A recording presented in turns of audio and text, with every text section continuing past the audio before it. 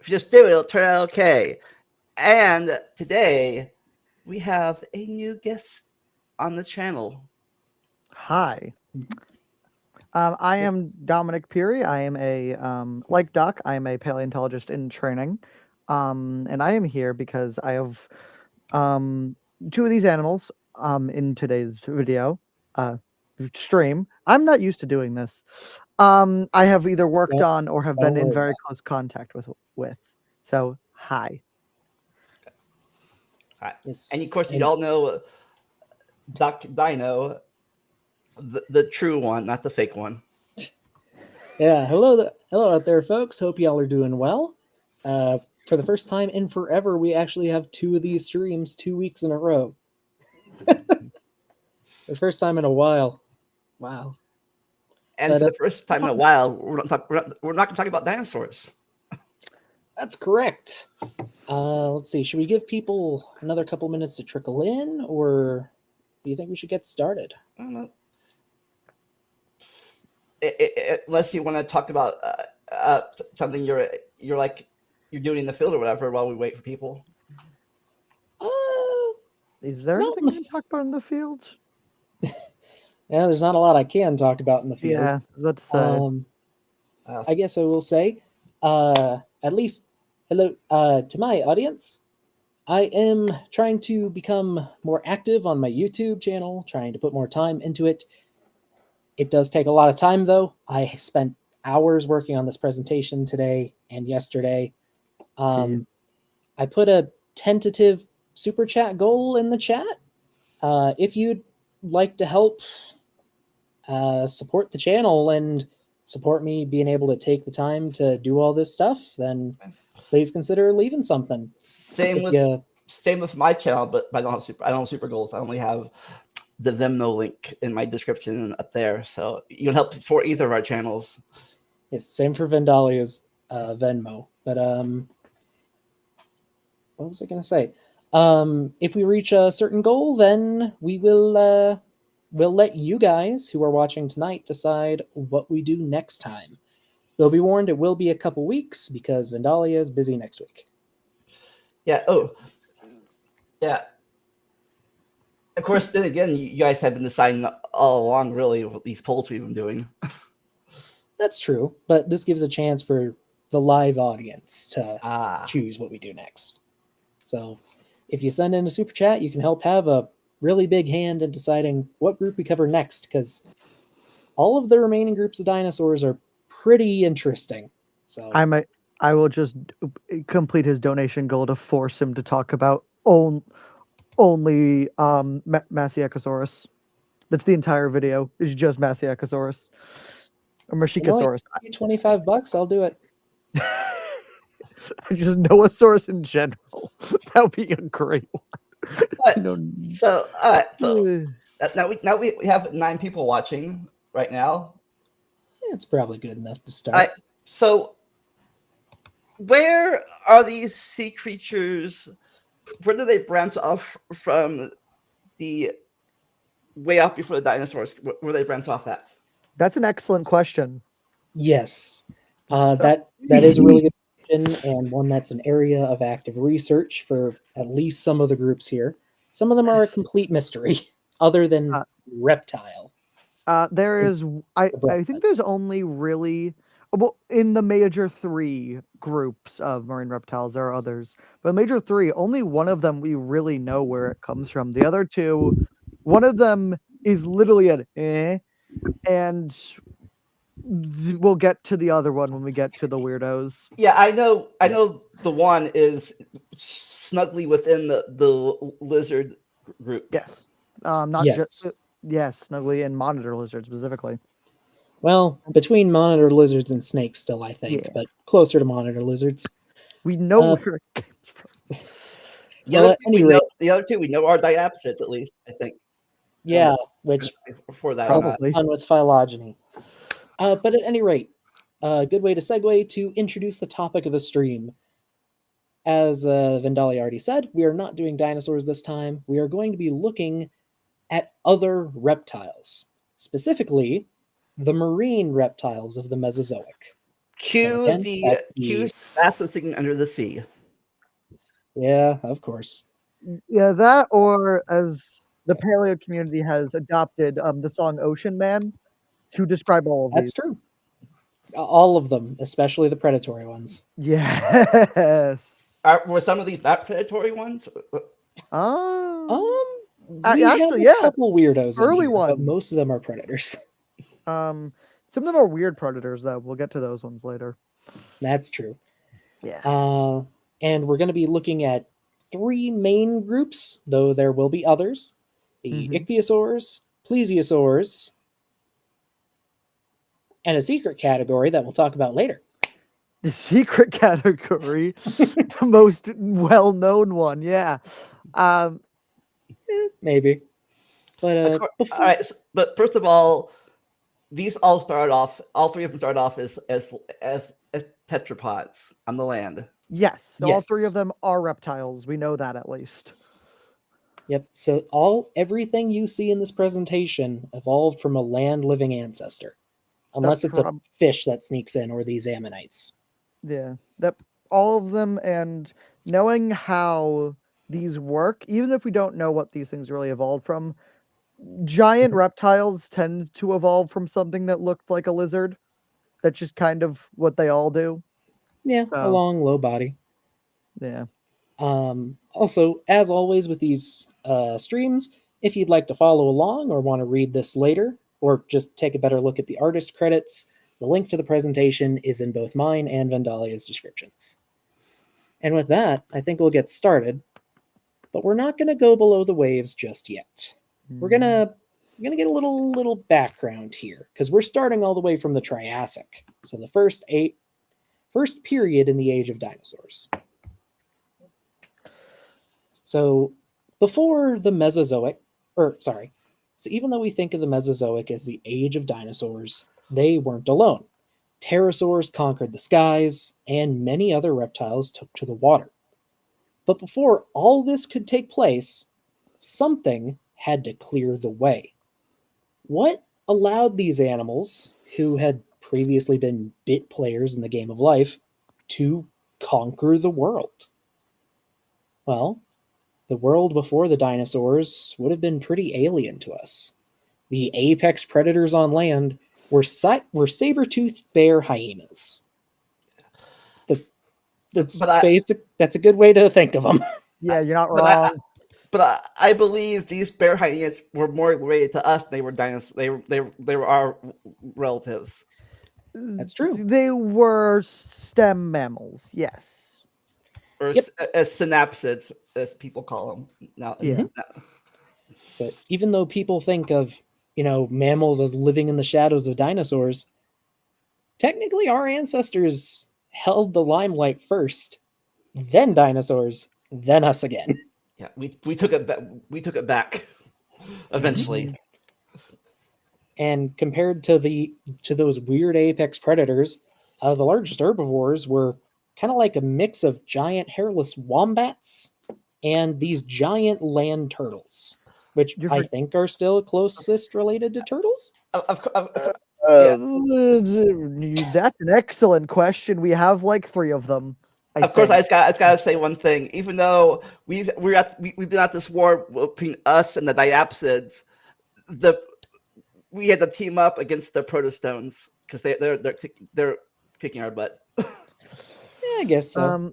You're also forgetting the living beer kegs that dominated the rivers and streams. Listen, I can't include every weird thing from the Permian. And that's why I'm here, to give you very bad descriptions of these creatures. I mean, the funny thing is, it's pretty accurate. Yeah. So is this picture from the Permian or this picture from the Carboniferous? It's Permian. This is Permian, yeah. There. Oh yeah. No one really knows this. There were giant locusts and like the kings of the skies during the Permian were giant locusts and dragonfly things. They were awful. Yeah, cool. I did not know the big insects survived after the Carboniferous. Yes. Some of them thrived. Yeah. It took a lot to severely lower the oxygen content of the atmosphere.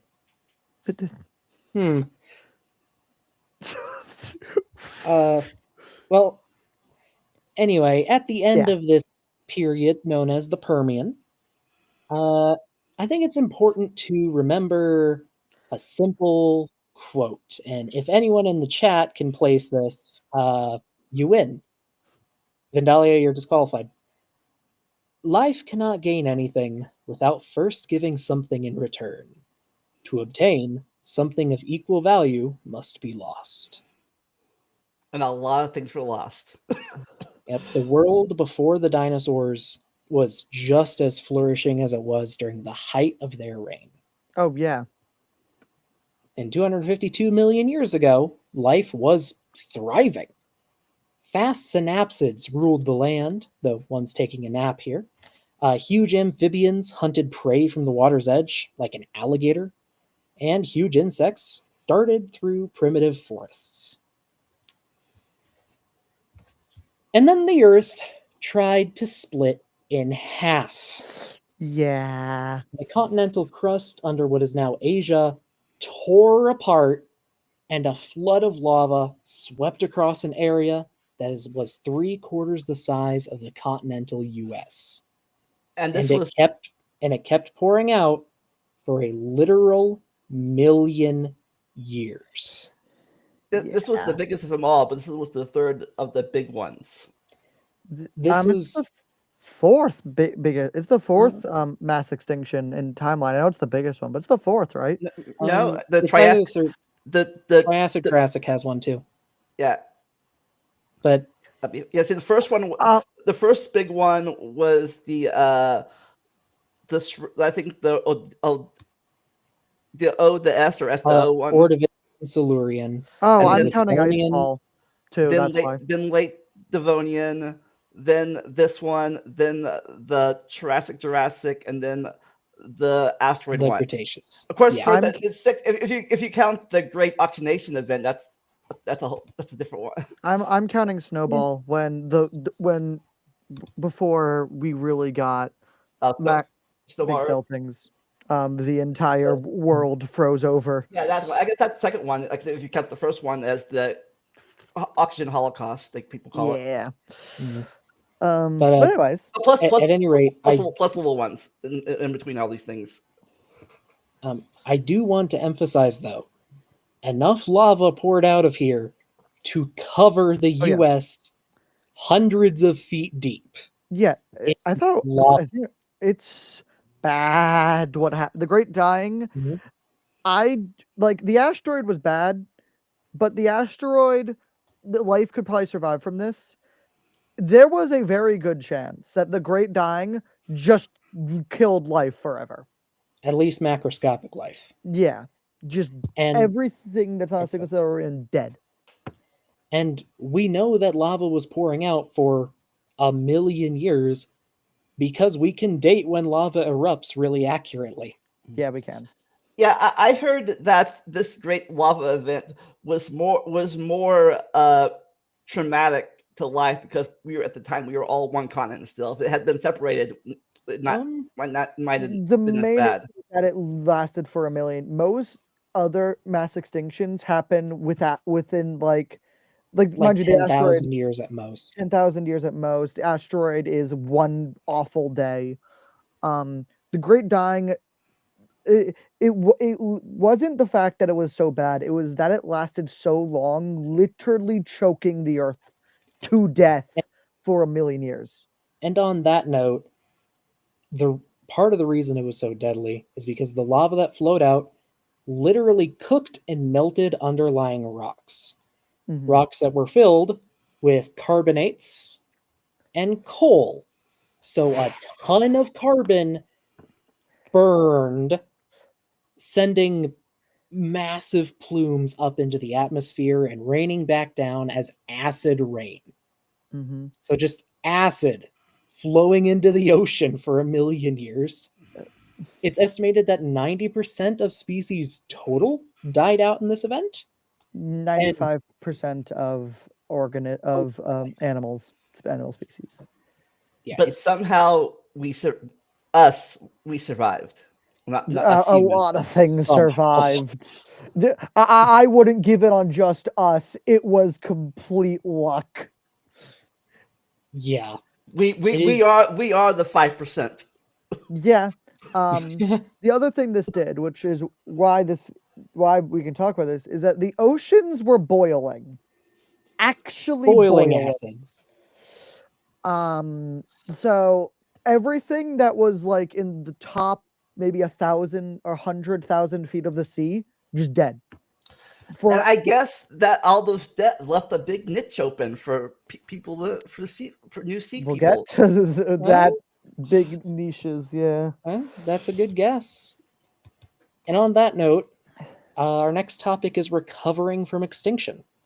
So, despite the utter horrific cataclysm that Hell. life just went through, it didn't take long for it to return.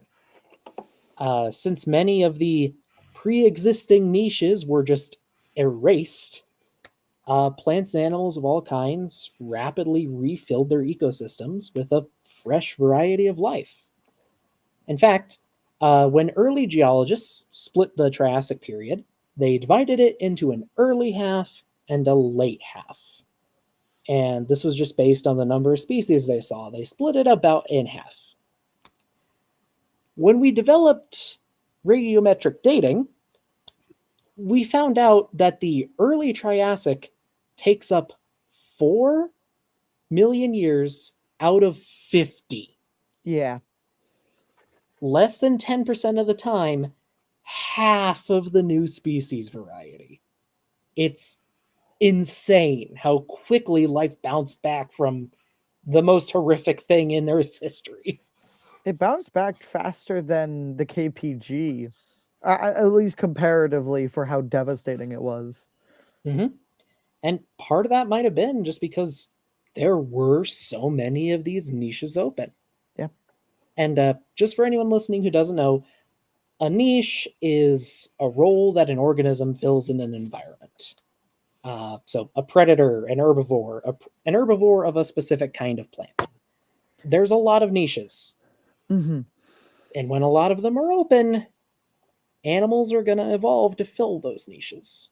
And with a lot less competition, animals tend to ignore the rules of evolution to an extent. At least for a time. Yeah. And that's how you get so many really weird forms too, which you'll see if you ever look up Triassic life. Awful monsters. Now, in evolutionary biology / paleontology, an abrupt rise in diversity like this is called an adaptive radiation. Most of our iconic Mesozoic reptiles appeared within this radiation, or at least their early ancestors did. Oh, and really quick, thank you, Maya. Yeah, I just hit 700 subscribers either late last night or this morning. So thank you, folks. Another milestone.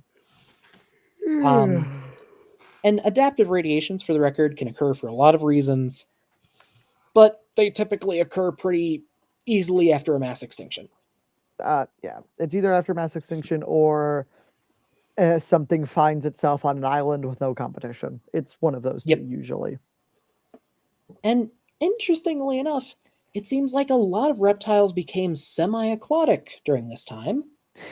Or maybe it's more so that those with semi-aquatic tendencies were more likely to survive the Great Dying. Yes. Which, interestingly enough, is a pattern we see with the next two mass extinctions. So there might be something there. Yeah.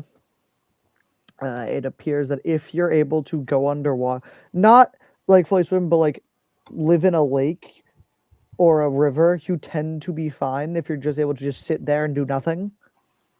Mm-hmm. Especially if you have a cold or a low metabolism. Yeah. Ponds and lakes are fairly stable as long as not too much acid rain's being pumped into them. Yeah. And of these new swimming reptiles, one of them was kind of weird because as soon as the Triassic begins, we find them in the oceans perfectly adapted for life in the ocean. Oh, yeah. And it's a process that had to have taken millions of years going through the late Permian. For reference, it took whales about 15 million years And to whales become what we would recognize as whales. do it fast too. Yeah, whales did it really fast. Yeah, whales do it really fast. It takes a long time to go from land creature to I have no limbs and live in the water. So was it faster to go one direction or the other direction? It's faster to go into the water than out of Yeah. it. Almost every land animal can swim, and if you can swim, you can be put in situations where there's an evolutionary pressure to be better at swimming. It's But really easy to do. fish have only come out of the water once.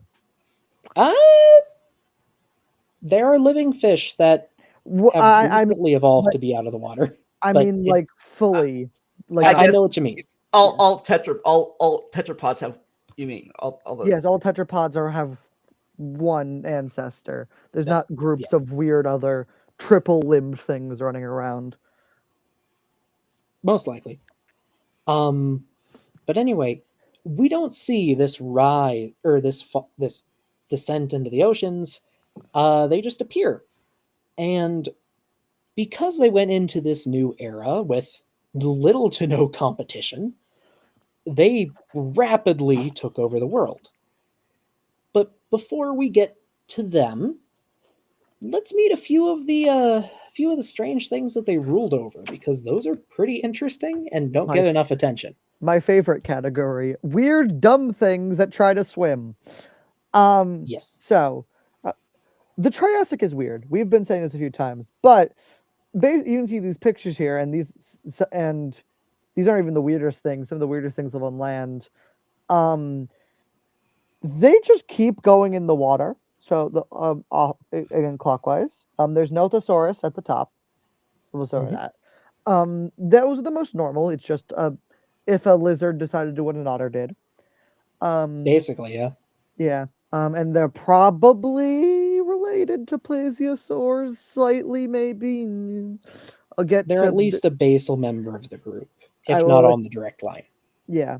Below that is Adapopentatus, who is an awful creature.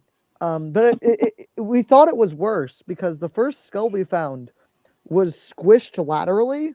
So that weird dumb spoon mouth we had, we thought it had a mouth that opened vertically. I didn't do that. That was weird. It does a mouth that opened vertically. So we thought it had its lip grew teeth and opened like this, like a zipper. There's a great image from where the paper is described. It's awful. I hate it. Then there's Van Clevia, which is the only creature to ever make a paddle tail not out of bone. It's out of its own. It's out of scales. That's what the paddle is made of. It's out of scales. It also, for some reason, is saber-tooth. And I don't think we know what Van Clevia is, right? It's just kind of there. I think it's an archosauriform. That's But really quick, I do have pictures. This is what we thought Ah, Tetraodontatus looked like. awful, disgusting. Yeah, turns out the fossil was just squished, and it actually looked a lot more normal. It looked like this. This is Normal. probably Yeah. one of the most famous images of the creature. Yeah. You know the best part about the Triassic is the previous image, with the Adapopentatus, the wrong one. We didn't question that because it was in the Triassic. We just okay, yeah, I guess that's how that looked. Like That's just how weird life gets in this period. And then It's there's Henotus. absurd. That's not a turtle. It only has one tooth. Just weird and dumb. And it is Well, part one of tooth on each side of the roof of its mouth. Yeah, no. It's a placodont, right? Yes. Yeah. Which placodonts appear to be this early radiation of things in the water that kind of just become turtles because things like to become turtles for some reason. Well, first they become iguanas, then they become turtles. Oh yes, I forgot they do that. What Also, else? these dark dots here are its eyes. Its eyes are on the front of its face like a predator. Yet it did, which is dumb. But it ate looks clams. so stupid. It needed that precision to track down those plants. No, no, well, no, Clams. yeah, clams probably. Okay. I don't. There are other weird things in Triassic, but those things are on land. And sorry, I just had mental flashbacks to figuring out what the fuck longest squama is. I'm allowed to swear, right? We prefer minimal swearing, but it's Gotcha. okay. It slipped out. It Longest happens. squama, which if you know what that is, We have a $500 swear jar. No, just kidding. Oh, I could, yeah, no, I would leave immediately. But yes, Jurassic's weird, and that's because, as Doc said, with everything dead, evolution tends to basically go berserk. ignore the rule, go berserk, yeah, that do the best job, and kind of just if you can do it, go ahead, and everything kind of just files out from there of what is the actual best thing to do. Um, oh yes, and with as Kenan just said, Sauropterygians, which are a group of things we know existed, but we have no idea where they came from. They kind of also just appear Well, semi-aquatic. they're forms, right? Oh, I think. I think. Yeah, I don't study basal ones. I want to, but um, Jurassic's weird. If you ever want to just go on like YouTube or Wikipedia and just look up weird Jurassic reptiles. You'll It's an endless list of awful things. Yes. And I did also just want to shout out a couple things with these guys. Hinodus keliops translates to one-toothed turtle face. Mm-hmm. Atapodentatus, weird tooth. Yeah, And then there are apparently 12 species of Nothosaurus. So all of them valid too. yeah, so whatever these guys were doing was Oh, so successful. the other thing with Nothosaurs can go from like this big, like a foot long, they're 2 feet long, to 8 or 9 feet long. The size variation, right? Dom, you're double that size. Oh yeah, you're right. 20 feet long. Like these are seals. The monster creatures. Yeah, I forgot how big. I forgot how big they can get. Yeah, we have big. eggs for these guys, and we have nests for them too. No, not eggs. They gave live birth. I'm wrong. We have nests for them Yeah, I and was gonna babies. say. So that reminds me. Did a lot of these things that went to the seas transition into live birth? That's a great question. Probably. Yes. But really quick, so we just went over the weird things of the Triassic. Here's something that's a little less weird until you know what it is, and then it gets weirder. When you look at the bones. Yeah. These are some of the first ichthyosaurs. And the first ones we know of come from the earliest Triassic deposits, about 250 million years old. And that's less than 2 million years into the Triassic. And they're already in the water. With how derived they are, they have to have appeared at some point in the Permian. Like again, for whales, they went from a hoofed wolf thing to a dolphin in about 15 million years. How long did These it take are to already at dolphin Ambulocetus? stage. Ambulocetus appears what, around 40 million years ago? 50 million years ago? 3 or 4 million years after Yeah. the previous thing I can't think of. Little furry thing. Yeah, weird furry wolf thing. This too. Now, these are what people call the reptile dolphins, right? Fish lizard, yeah. Yep. And again, thanks to the clean slate the extinction provided, the ichthyosaurs rapidly diversified. There were fish hunters, macro predators, meaning eating things around your size or slightly smaller. We'll get to those in a bit. There were filter feeders. Apparently, some of them convergently evolved baleen, like the thing that whales have. Hupaisuchus is you can pull up a picture of it. It's dumb. It's also like 12 inches long. Yeah. And It's so dumb and stupid. and because of how they walked on land, these guys had vertical tails instead of horizontal tails like the whales and dolphins have. Well, Oh. because whales and dolphin, how the tail structure is kind of just random, but basically Okay. it's it's so dumb and stupid. Oh my god, look at its dumb face. Yeah, this thing had baleen like a whale. It's so dumb and And stupid. this is by Nick's Draws Stuff, who does a lot of really good stuff. He does. It's I so will dumb say. and it's 12 inches long. It's this big. Yep. Sorry. Hupesukis bothers me. But ichthyosaurs bother me on an emotional level. Uh, but yeah, they basically do anything. The other thing that they do a few things with their skeletons. One, Mhm. they evolve fish vertebrae for some reason, which is disgusting and awful. They turn their vertebrae back into fish vertebrae. It's horrific and they're stupid, but they're also really cool.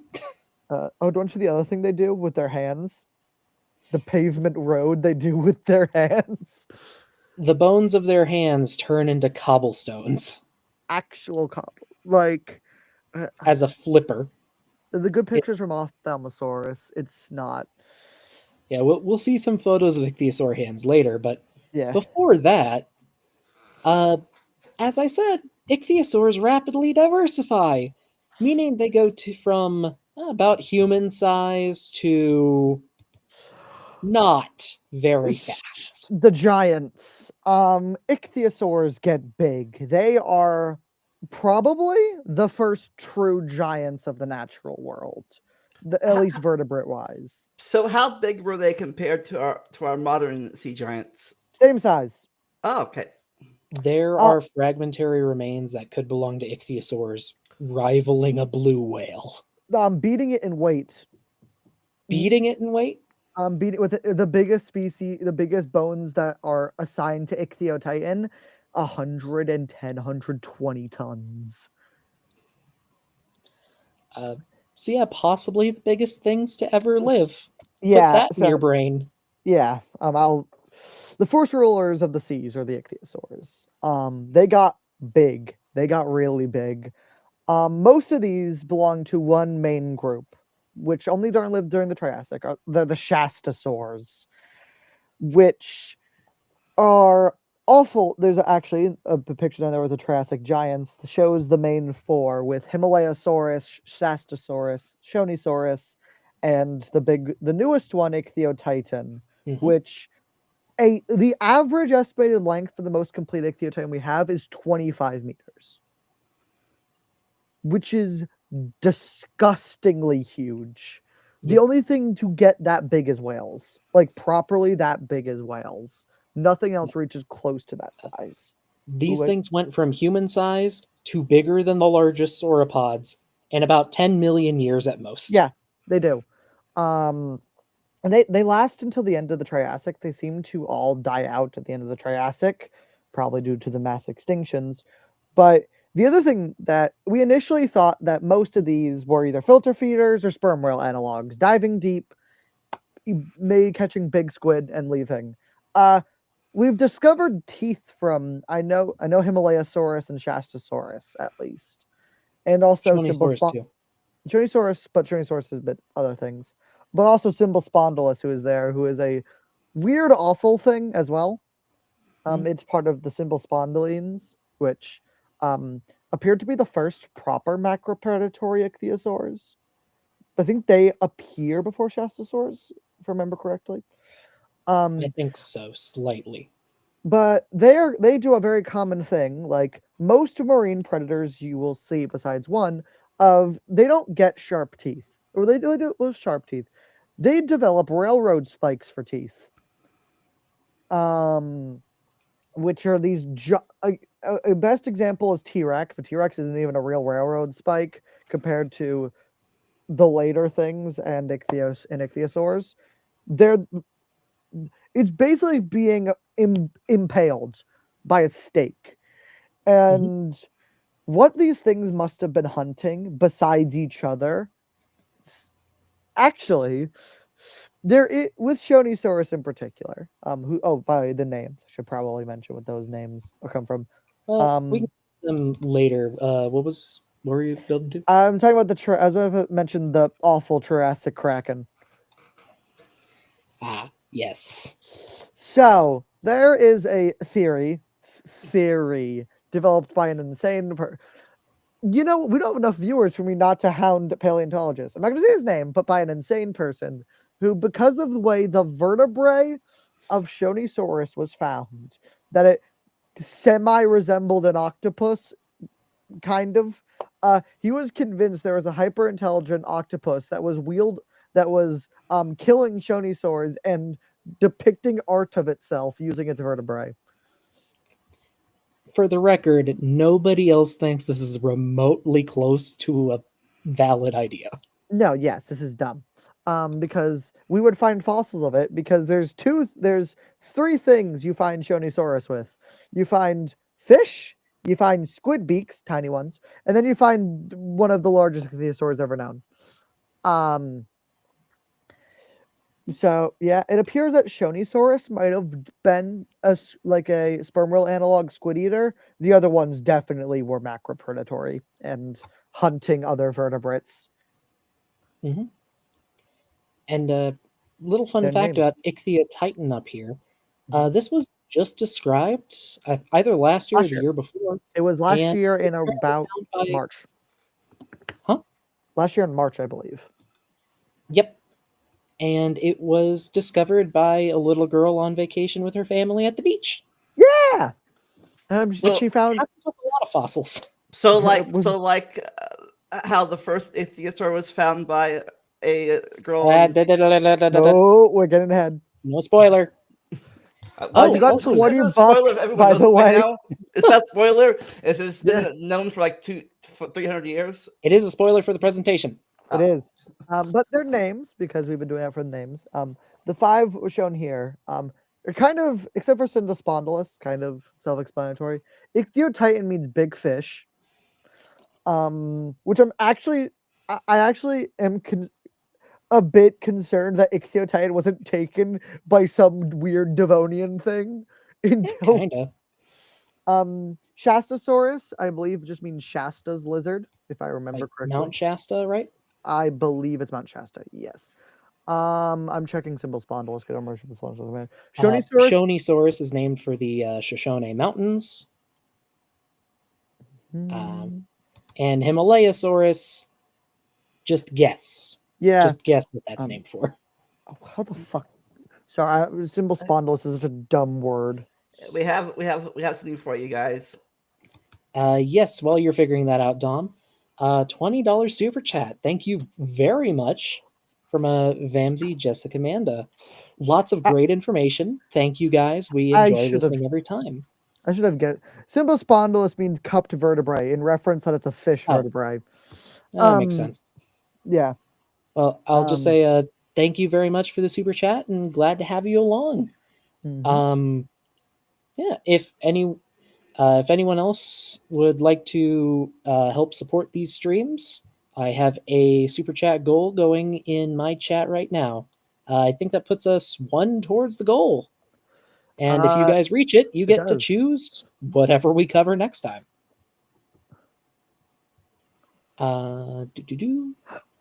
Let's see. Do you have anything else to say on the Triassic giants, Dom? I don't, except for I already mentioned the fact that it seems all of them die out during the Jurassic Triassic extinction, which leads to another group to take their role. Yes, and to be honest, it's not really a huge surprise that they go extinct. Usually, the most specialized and especially the largest animals are some of the first to go when the environment predators can no longer support them. Predators especially. First. Yeah. All right. But next, we're going to step away from prehistory for a second and cover a fairly important topic and person. The second most important person to all of paleontology, in my opinion. Extremely important.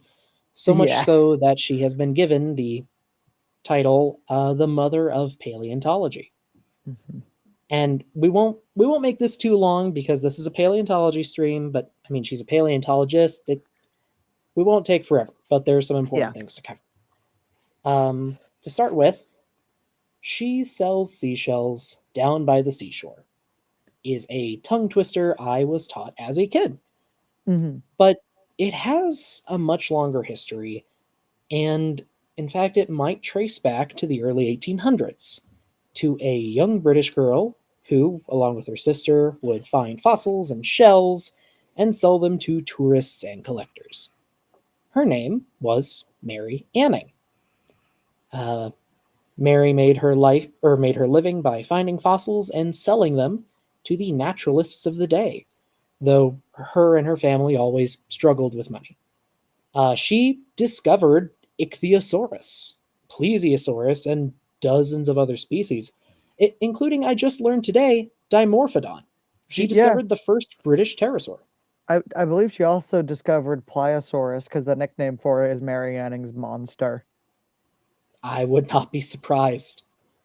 And actually, in scientific circles, she was really well known for her Oh, expertise in fossil finding and anatomy. And yeah. prominent naturalists would write to her seeking advice on their publications. But not Mhm. giving her any credit, I guess, Oh from. no, they Well, actually gave her a lot of credit. That's why Okay. we yeah. some people did, some people Yes. didn't, but because she was a woman of of the day, she was not allowed to publish No. any research. Yeah. She was excluded from the scientific community. In the 1830s, she fell upon hard times financially, and a friend of hers sold prints displaying her discoveries to help her out. And in fact, this is Duria Antiquia, I'm probably saying that terribly, Yes. by Henry de la Beche, who was a geologist and friend of Mary Anning. Most of the species in this image were discovered by her. Oh, I It, didn't even sorry, I didn't know what Kaden just said in the chat that hmm, species of ichthyosaur is named after her. I didn't even know that. good. Good that you She did not know deserves that, or more good that it both. happened. She Good that deserves a there's one bunch of named names. after her. Wish it happened sooner. Yeah. Um, and again, owing to her expertise and incredibly important discoveries, many people consider her to be the mother of paleontology. Again, this was right around when the field actually got started. Most of her discoveries were made before the theory of well, all of her discoveries were made Yeah. before the theory of evolution was an idea for Darwin. Mm-hmm. But this title is unfortunately it's posthumous, given to her long after her passing in 1847 from breast cancer. Mm-hmm. And her story is a reminder that good scientists can come from anywhere, but due to economic and historic factors or discriminatory policies, many people will never have the opportunity to pursue their interests, both in and Yeah. out of science, or be given the credit they deserve. Yeah. But at And least we have been able to give her the credit she deserves, and she is looked upon with the greats of paleontology, like Sir Richard Owen himself. Almost with the if not exact in higher opinion, because she wasn't a gigantic asshole. well, from what I've learned about paleontology, 90% of paleontologists from before like 1960 or 1950 are gigantic assholes because that kind of just came with the territory because you need to Well, fight for your science.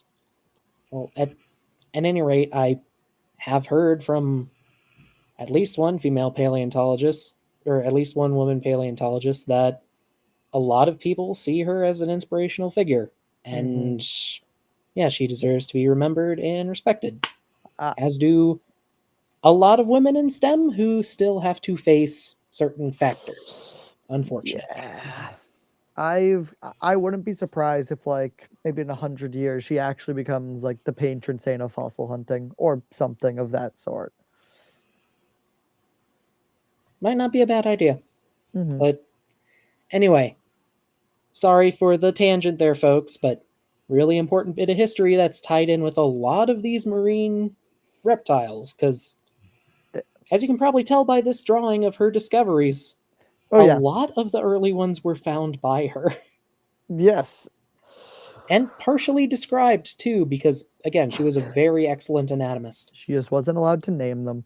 I would actually be curious what she would have named them, because it means a bunch of groups would have been differently named. Maybe. And also, I just wanted to say this is probably the most famous painting of her with her dog Trey, who Oh would yeah, go with her fossil hunting. every time. Anyway, back to the reptiles. Starting with Ichthyosaurus. And the fossil in the top right was one of Mary Anning's discoveries. Ichthyosaurus was very important to the early field of paleontology. Nothing like it had ever really been seen before. It was a reptile, but one shaped like a fish or a dolphin. In particular, this animal is named after its vertebrae, which, as we've gone over, look like those of a fish, which is something we don't see even in any other marine reptiles. And as Dom mentioned earlier, they also turn their fins into pavement for some reason. They're just solid bone. They don't have fingers anymore. They have a paddle made of cobblestones. It's disgusting. But it's known for another kind of weird feature. Ichthyosaurs, and Ichthyosaurus specifically, gave live birth. There have been a lot of fossils of pregnant ichthyosaurs just found all over the world. And while a reptile giving birth might sound strange, it's actually really common. There are hundreds of living species of reptiles that give birth. And it seems that at least most lines of marine reptiles evolved this independently from egg-laying ancestors. Yeah, isn't that one of those live birth things? Something that creation is used to quote prove the flood. They'll show a picture of an ichthyosaur with a baby partially outside of the birth canal. Yeah. Yes, that's probably one of the most famous. I think that's Ichthyosaurus. Is that Ophthalmosaurus or Ichthyosaurus itself? Well, one, Or is it there's both? dozens of them. I think the most Yeah. famous one is Stenopterygius, Oh yeah, you're right. Yeah. which I remember because it appears later.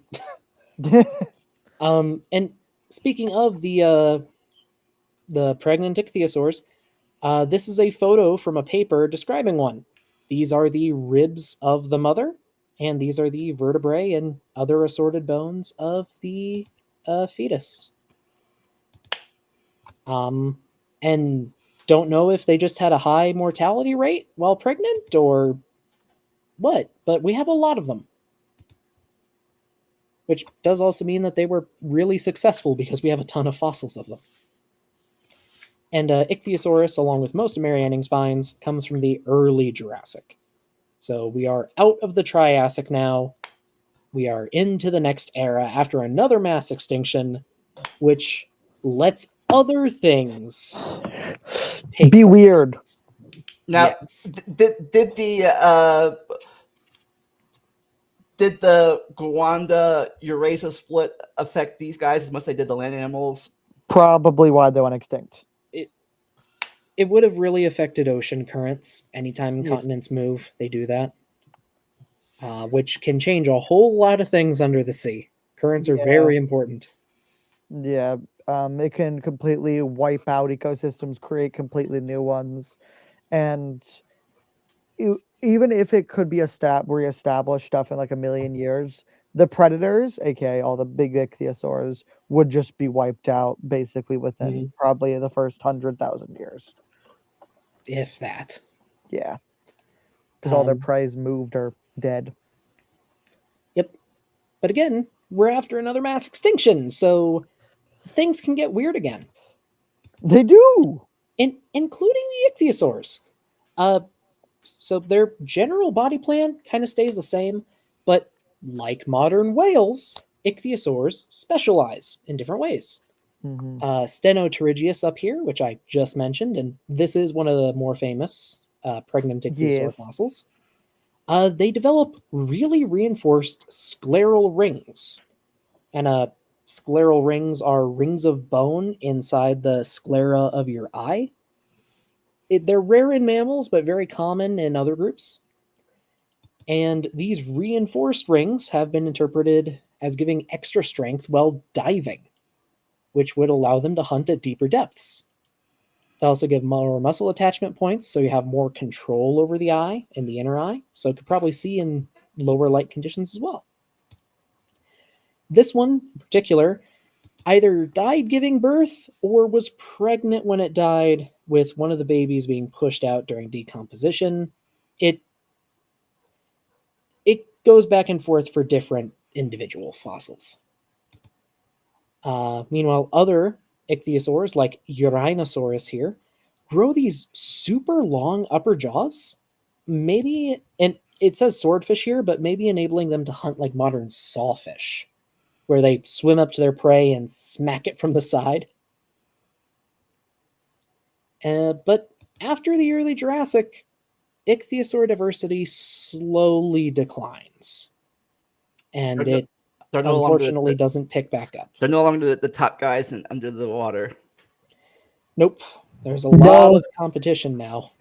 Yeah, so things get still pretty weird.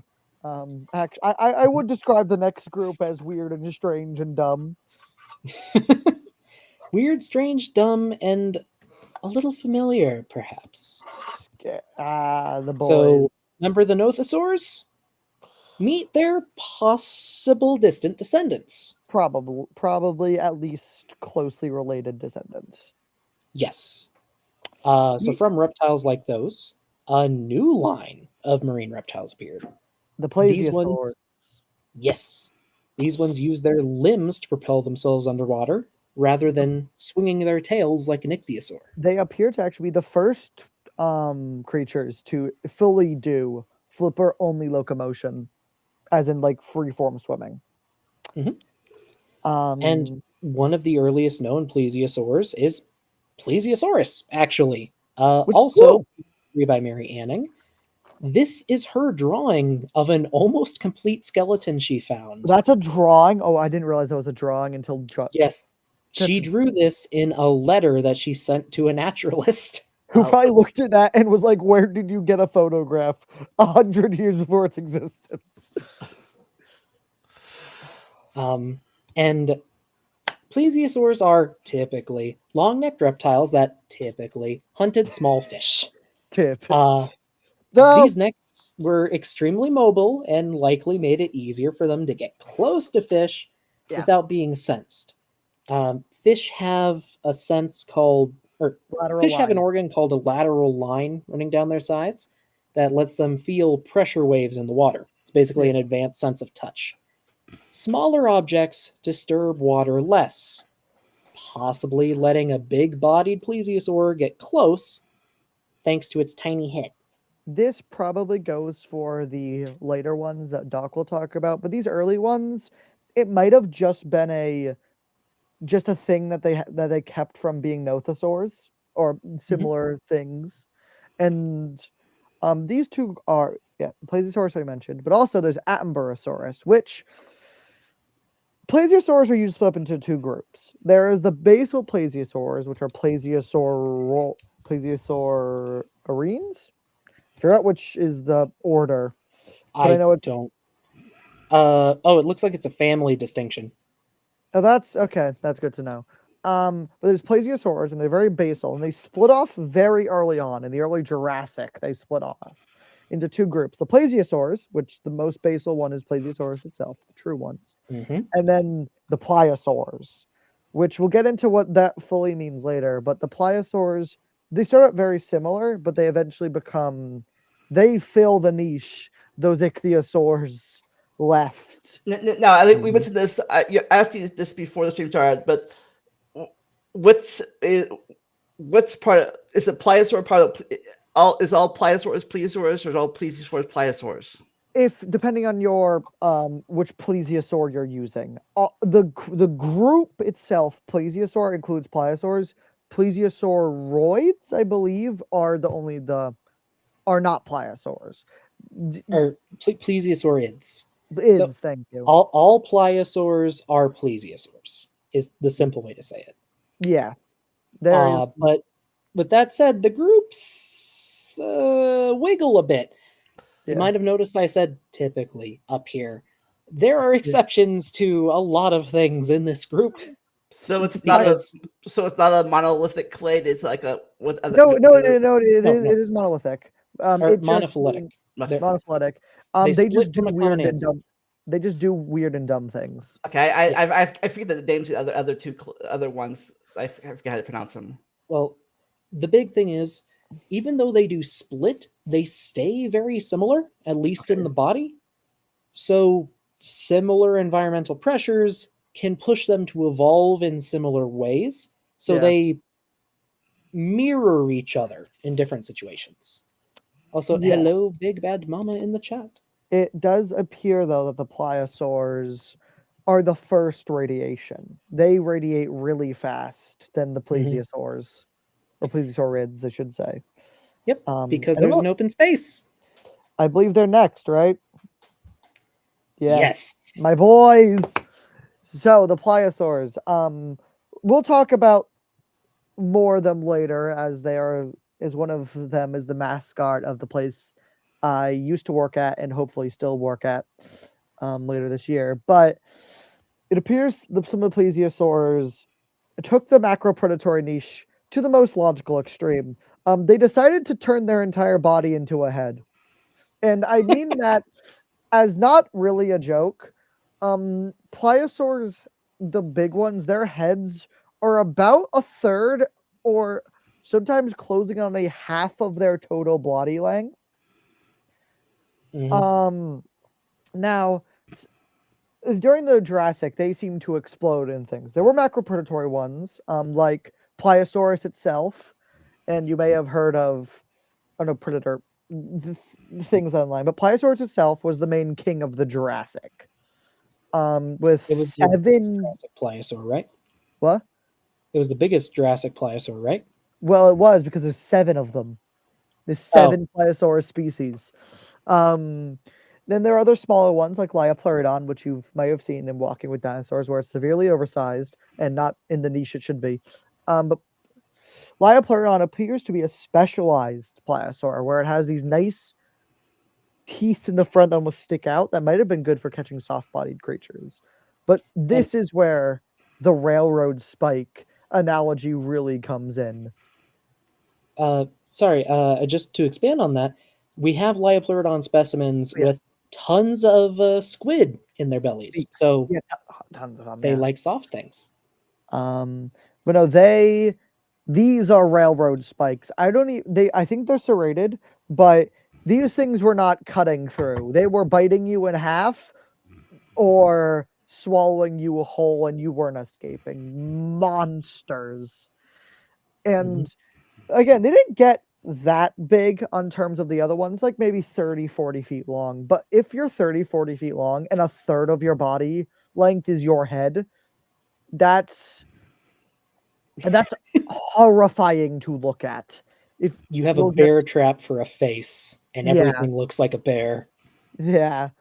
No, they get massive. It also, I don't know, might not be true, but I have heard studies that pliosaurs might swim in a different way than the more derived plesiosaurs in the Cretaceous. I don't know if that's true, but I've I haven't heard heard it. anything about that, but with how different their bodies get, I wouldn't be surprised. They do swim different from turtles, though. Turtles swim with their only front flippers. All plesiosaurs swim with all 4 of their flippers. Yeah. And another thing to note is many of these guys appear to have been generalists. Like when they're found with gut contents, they have a lot of different things in their bellies. And when we find fossils of other things in the environment, we find pliosaur bite marks on everything. They did not care if you moved, and as Doc says in the thing, could fit in its mouth, it would try to fit you in its mouth. Even if you didn't, it would try to take a bite at you. Yeah. Oh, these things probably hated each other.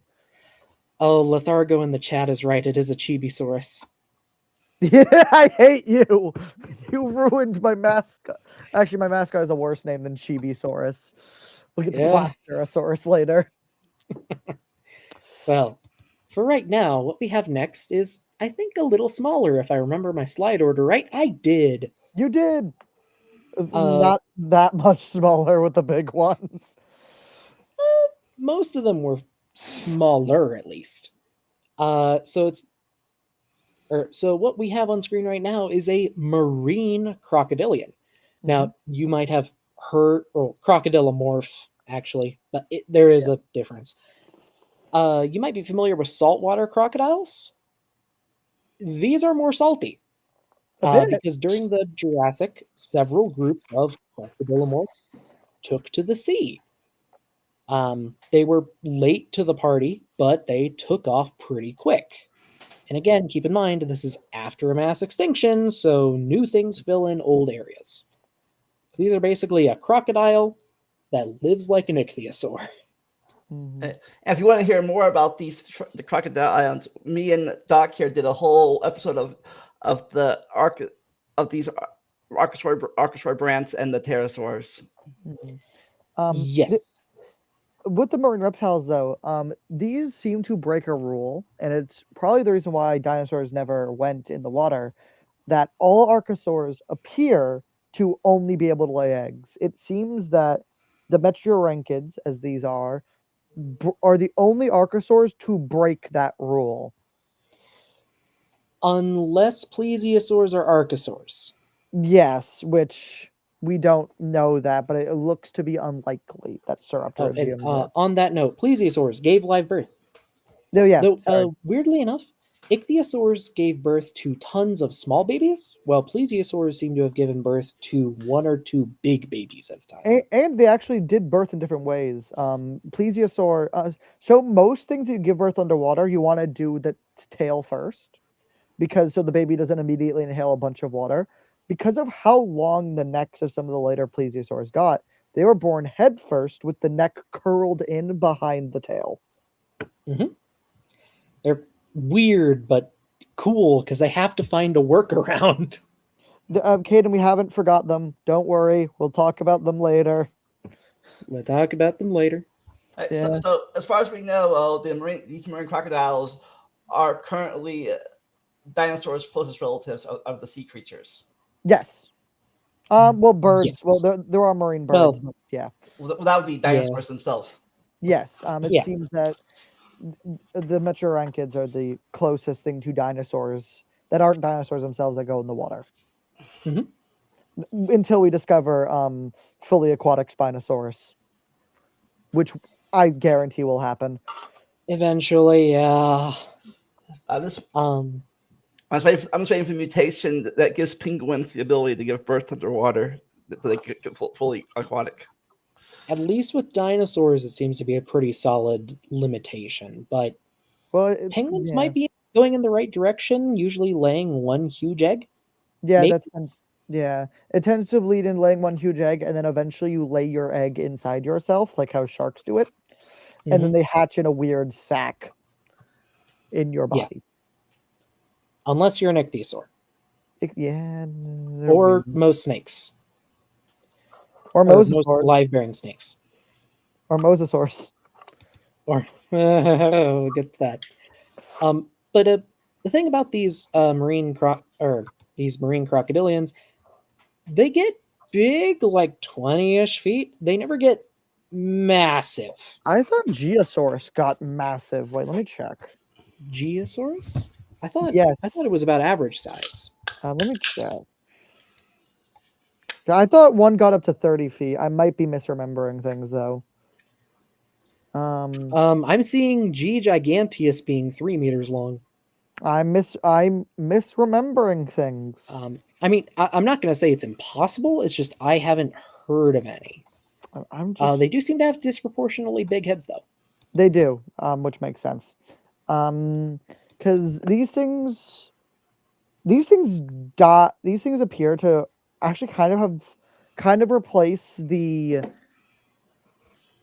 because there's a lot less generalist pliosaurs. There are a lot, but it seems that pliosaurs didn't steal all of the generalist niches from the ichthyosaurs, and that's why these things appear to thrive.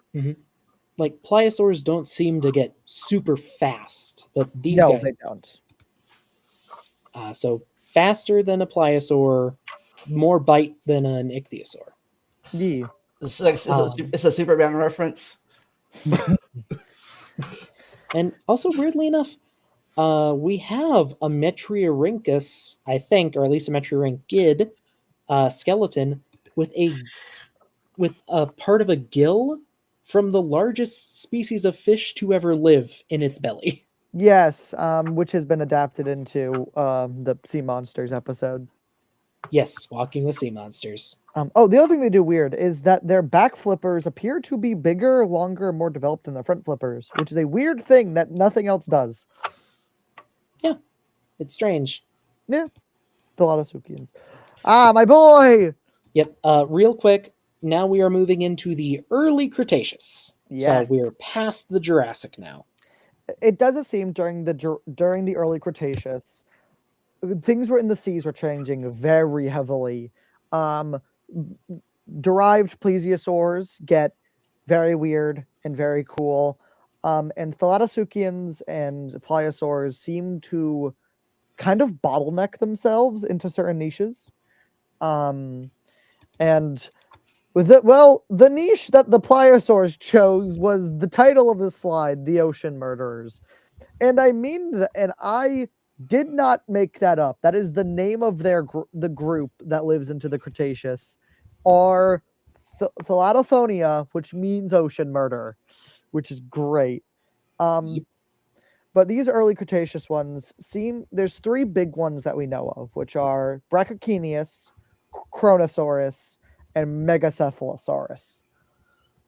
These things got big, as there's a picture right there of the Harvard Kronosaurus, with a few extra ribs and vertebrae, because we don't know which ones are fake and which ones aren't.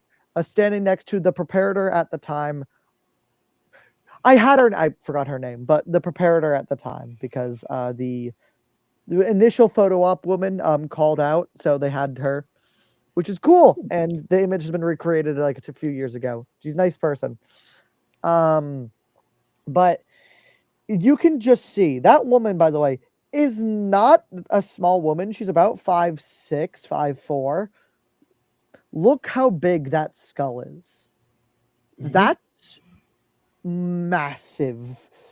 And these things appear to be the kings of the sea for the longest time. But the way they went extinct appears to not be related to competition, as the later ones do coexist with the largest mosasaurs. And that's spoiler. I have to talk about it if I want to talk about Brachiochenius. Also, I think, especially if Kronosaurus is one of the last ones, they die out before the mosasaurs get big. Megacephalosaurus is Western Interior Seaway. Megacephalosaurus. It's Western Interior Seaway. It's 90 million years ago. Okay, then I guess just barely over 93 million years ago. That's before the big mosas. It is? When's Tylo? At least according to Wikipedia. 94 to 93. Let me check on Brachiochenius then. I might be wrong. I might be wrong then. I was under. Let me check Brachiochenius. Brachiochenius is 90. Seems to be a junior synonym. Brachiochenius isn't. Oh, never mind. No. Oh, there was a species of Brachiochenius that was synonymized. Yes. Yeah. It appears they do get to us. They do meet the big mosasaurs. Maybe. Yeah. Mind you, Brachiochenius is actually pretty small for a pliosaur. So, it's only about 3 meters long. Okay. Something to note is we don't know which formation it comes from, and it comes from a quarry with 3 possibilities. That's So it could unhelpful. be anywhere from 90 to 100 million years ago. Okay. So yes, it does appear that these things do go out. My guess would not be due to competition with mosasaurs, because Yes. either they didn't see them, or they did see them and were there when they were at their biggest, or some of their biggest. So something else happened in the seas that caused these things to go extinct. My guess is lowering temperatures, or my guess is something to do with temperatures. I actually mentioned this on a later slide. There's a big climatic shift in the mid Cretaceous. That's Yes. why it's split there. Yeah. And sea levels rose, ocean currents would have changed, and the world got hotter. Oh, yes, because something I forgot to mention. It appears plesiosaurs were kind of adapted for not Arctic environments, but colder environments. We find them quite a bit in environments that would have been like deeper and colder oceans. Mm-hmm. So that probably is why they went extinct. The oceans got too hot, too warm. So were these guys hot-blooded or cold-blooded? Everything in this slideshow is quote unquote warm-blooded. You have Yeah. to be if you are a vertebrate in the ocean. It seems to be something they also convergently evolve from cold. Well, some of them cold-blooded ancestors, at least. Yes. All of the reptiles here are warm-blooded, as far as we know. Yes. So the pliosaurs die out, and not yet, but something does fill their void. But while something's filling their void, their cousins, the plesiosaurs, appear to go insane with diversity. Yes, they do. And to answer Caden's question really quick, is it possible that some pliosaurs and polycotylids survived to the end of the Cretaceous? It's absolutely possible. We don't have a lot of deep marine fossils. But the issue with, and I will be a bit of a pessimist here, marine fossils tend to show a bitter picture and also tend to be biased towards big things.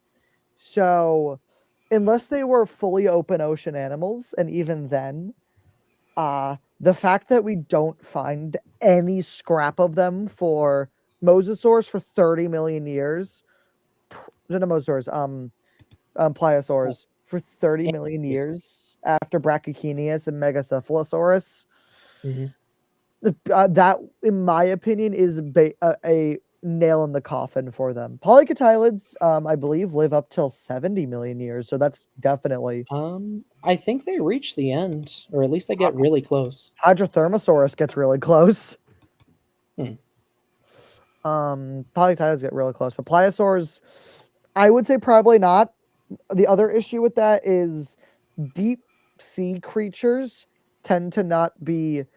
Pliosaurs don't have great adaptations for being in the deep sea. It appears the only real marine reptiles that get deep sea enough or get adaptations for deep diving coming up again are ichthyosaurs. So I would say, ichthyosaurs and some mosasaurs. Yeah, some weird mosasaurs.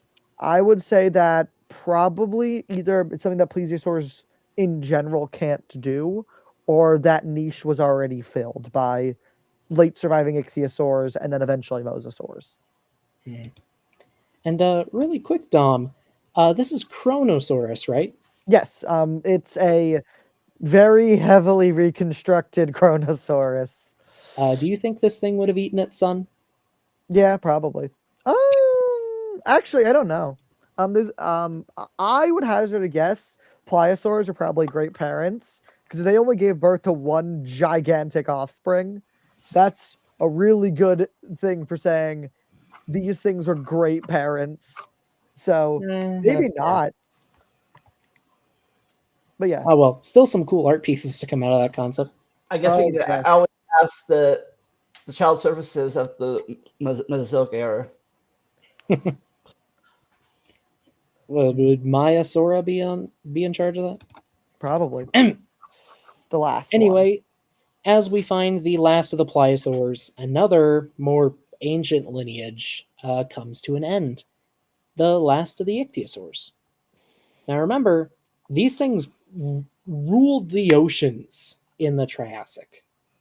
But ever since the Jurassic, Triassic mass extinction, they went on a gradual decline.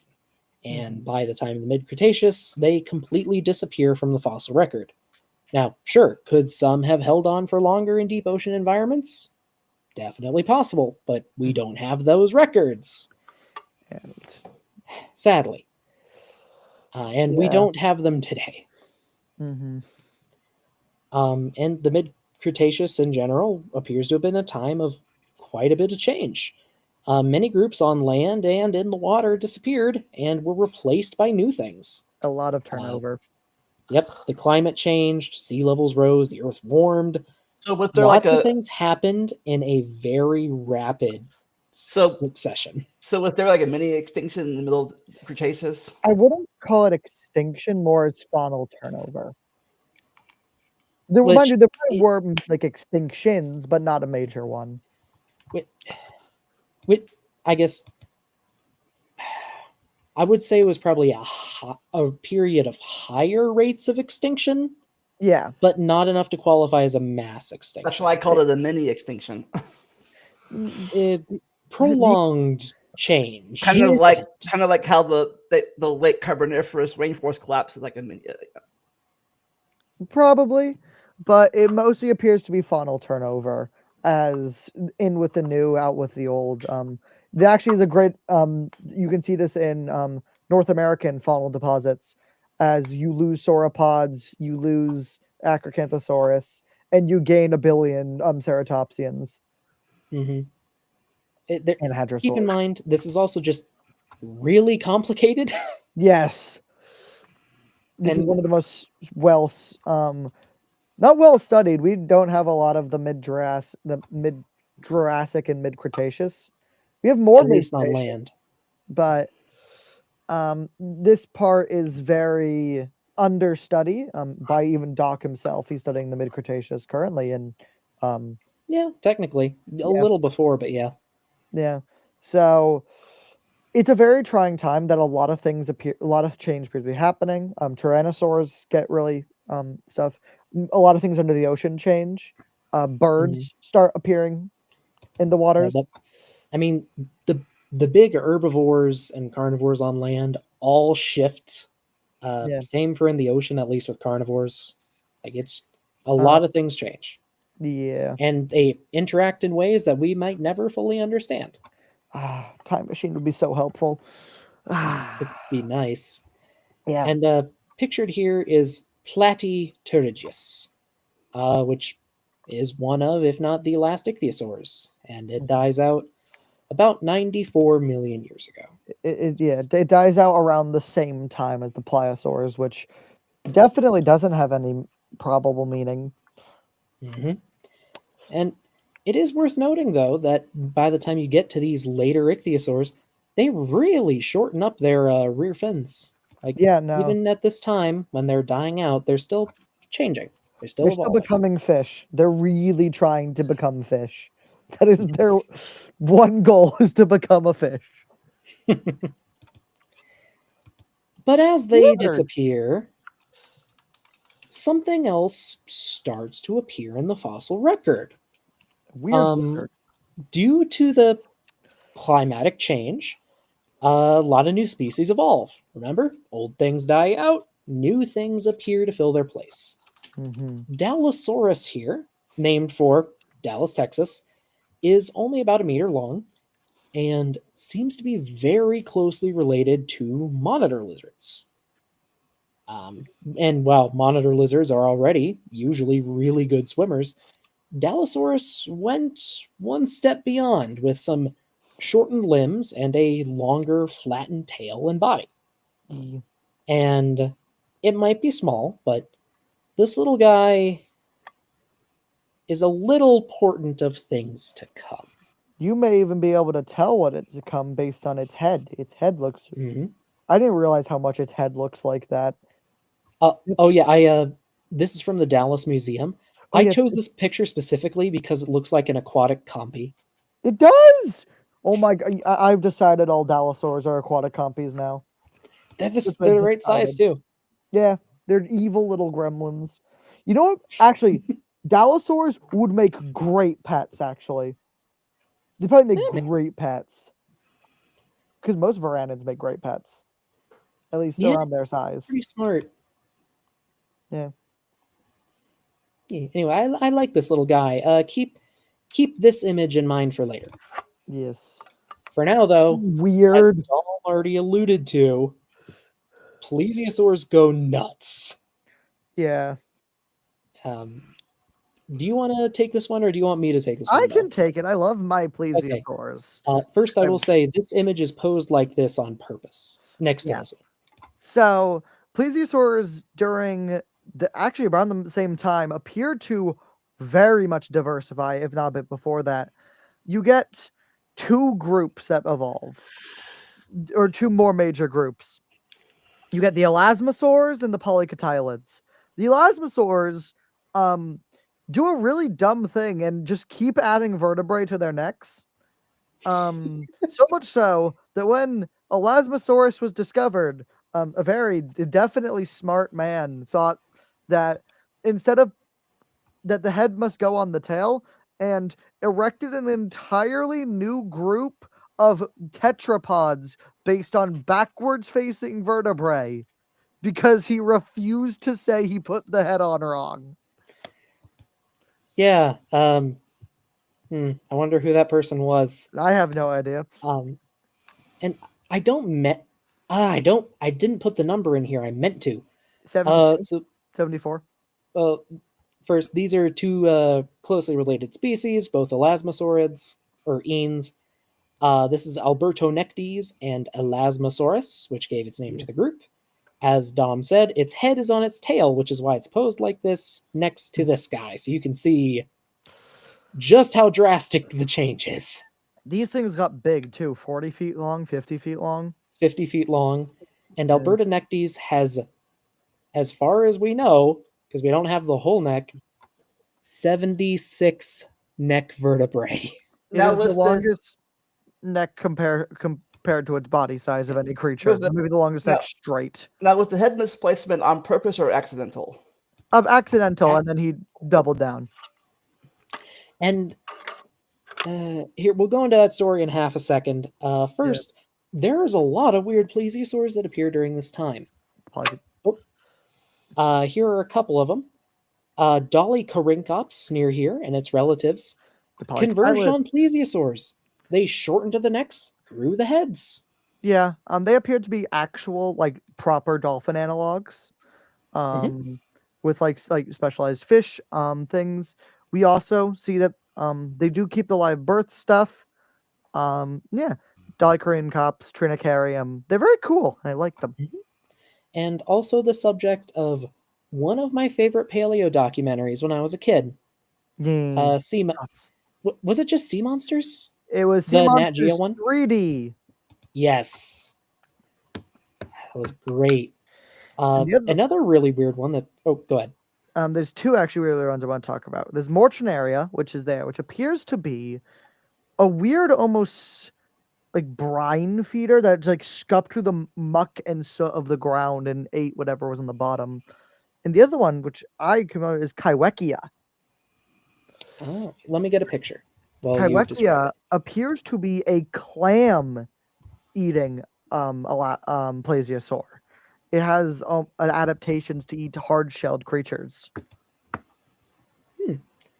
Actually, I didn't know that. Yeah, I made fun of it because they added an elasmosaur to Path of Titans, and it's the only one that eats clams, and they can't eat clams. Speaking of which, here's at least a physically pretty good rendition of it from Path of Titans.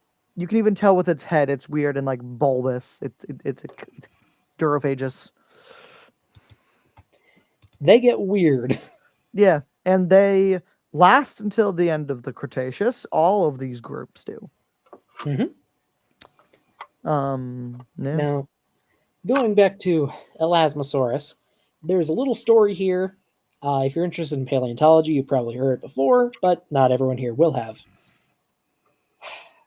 During the late 1800s, there were two very prominent paleontologists, Edward Drinker Cope and Othniel Charles Marsh. Calling them paleontologists is stain upon paleontology, but we have to.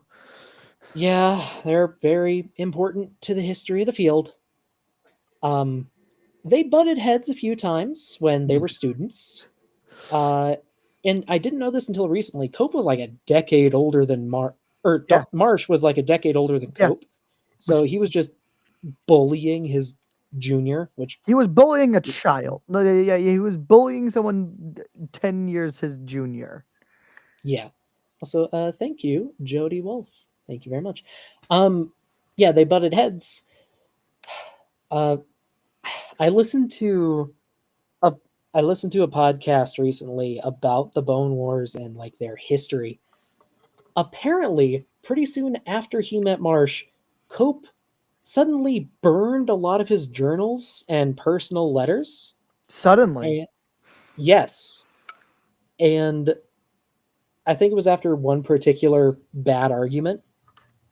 And some people have hypothesized it almost sounds like what someone would do after a breakup, which I'm not going to say if that's true or not, but there are kind of weird things with their history.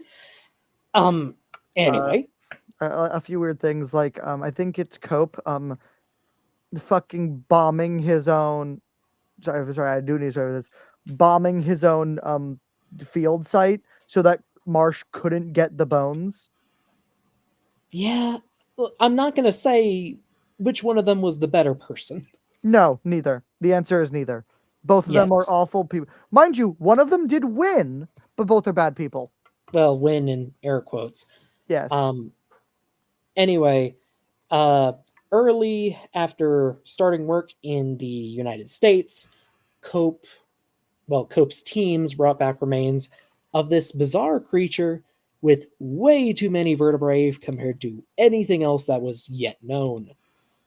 Cope, understandably, looked That's at it, Doc- didn't recognize the bones as something his mentor had described, Yep. and instead of comparing it to the complete skeleton of plesiosaurus they had, Skeletons at that point. um, interpreted it as a normal reptile. So put the head on the short end and the tail on the long end. And because someone pointed out immediately that all of his vertebrae were backwards. Uh, He but not just that, because someone publicly humiliated him Oh in yes. front of all of their colleagues. That and said, "Hey, these vertebrae are backwards. Are you an idiot?" Instead of just saying, "Oh, I was mistaken. I'm sorry," he instead erected a new group of tetrapods that had backwards facing vertebrae And then was proven wrong anyway. immediately. And thus the Bone Wars began. Yeah. Or at least took off substantially. So this thing is partially responsible for one of the biggest rivalries in paleontology history. And Unfortunately. and responsible for most of the things most of the American dinosaurs names. Yeah, also true. Famous At ones. least a lot of the Jurassic and late Cretaceous ones. Yeah. Anyways, Speaking enough of about the Cretaceous. plesiosaurs. A new challenger is approaching. A turtle. Well, not these; those come later. I forgot the slide order. I think it's funnier if a new challenger is a turtle. Wonder if they use block. Yeah. So sea turtles in general, just as a group, appear to have arisen during the late Jurassic, though our modern lineages, the ones that survive today, split off during the late Cretaceous. And they weren't alone.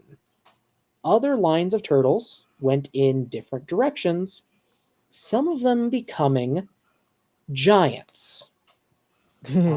One of the largest and definitely the most famous of these extinct ones is Archelon, a marine turtle that could reach 15 feet in length from beak to tail and possibly weighed up to 3 tons. And yet, despite their massive size and armored shell, these turtles were not immune to predation. And in fact, at least Archelon appears to have been a predator itself. It actually has a very sharp, hooked beak that seems to have been good at catching fish and other slippery prey, kind of like a lot of hawks today. But in regards to their predation, during the late Cretaceous, a new group of reptiles took over, and these would be the last rulers of the Mesozoic seas. The true kings of the seas, probably the ones to earn that title fully. But they're not Aquaman. No, Aquaman rode one. I was though. hoping Vandalia would get the reference. Never mind. Ooh, Uh, Bubble Boy. yeah, I don't do many DCs. I'm the other side. It's an old WoW meme. Oh. I'm the king of the sea. Not never mind. So the terrors of the Cretaceous seas. So while ichthyosaurs and plesiosaurs held the title of apex predators for most of the Mesozoic, about 90 million years ago, there was a sudden shift. And with their disappearance, the top predator niche was left open, and a certain group of lizards, actual lizards, took their place. Even though they were lizards, these were warm-blooded, fast, and they had powerful jaws and really high level. They had really surprising acceleration and agility. They are the mosasaurs. Now, they do first appear around 100 million years ago, but they start out small. Remember Dallosaurus from earlier. But they rapidly increase in body size. And before too long, their teeth marks start appearing on every other marine vertebrate of the late Cretaceous, including each other. Notably, though, not just vertebrates. Globidens here is a notable exception to the rule. Globidens means globular teeth because it has these weird, big, rounded teeth. And based on tooth marks on ammonites, clams, and turtle shells, it seems like it was a living nutcracker and specialized in hard-shelled prey.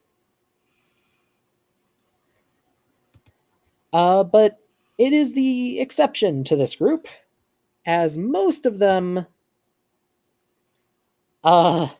devoured anything they could get their jaws around.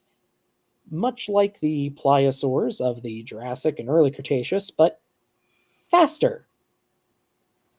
In fact, pictured here is a Tylosaurus, one of the larger ones, known especially well from the Western Interior Seaway in the central US, catching a Dolichoryncops from earlier, the short-necked plesiosaur.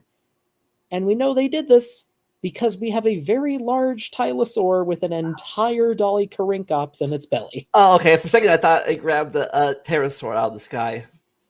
Oh, they ate those too. They ate everything, and I do mean everything. So then, was that I don't know if it was exaggerated in Jurassic World, where that big mosasaur ate the giant dinosaur? Was that more? These things would have hunted dinosaurs if they had the opportunity. I'm not even going to say might have. They would. We just haven't found that They yet. probably did. I could imagine these things would beach themselves for food. They're dumb Yeah. lizard.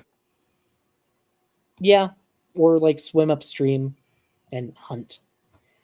I don't know if we have any evidence of them We have eating freshwater mosasaurs. non-bird and dinosaurs yet, but what was that? We have freshwater. Oh yeah, we also have freshwater mosasaurs and freshwater plesiosaurs. We should have mentioned Oh that. yeah, yep, we do. These things did get inland.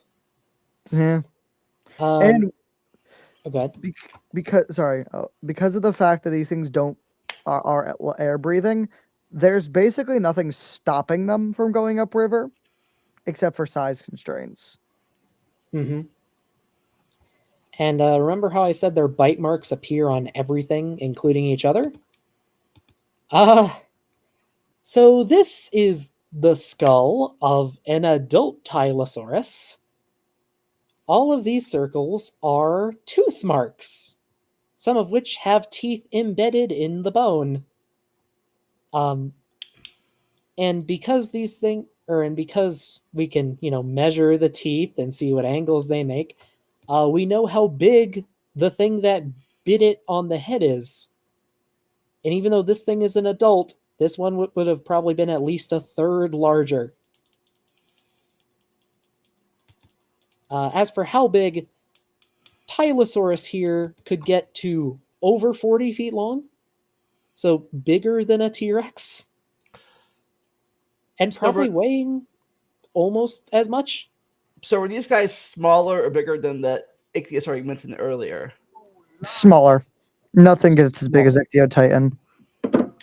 But they're still massive. These are school bus sized. And we might not have the biggest they can get, but they get big. And in fact, I think this is the one that has a tooth lodged in its brain case. Though I could be wrong. So it might have been killed by this bite here. I know there's at least one we have that for. But there is one mosasaur that's more famous than Globidens or Tylosaurus. And that is the first extinct animal, Mosasaurus. Now, when I say first extinct mammal or first extinct animal, let me explain what I mean. Well, first of all the mosasaurs, there's one that stands above the others, both in size and importance to paleontology. Mosasaurus was first discovered in 1764, but it took until 1808 for its importance to be completely understood. Georges Cuvier, a naturalist, examined the skull and made two determinations.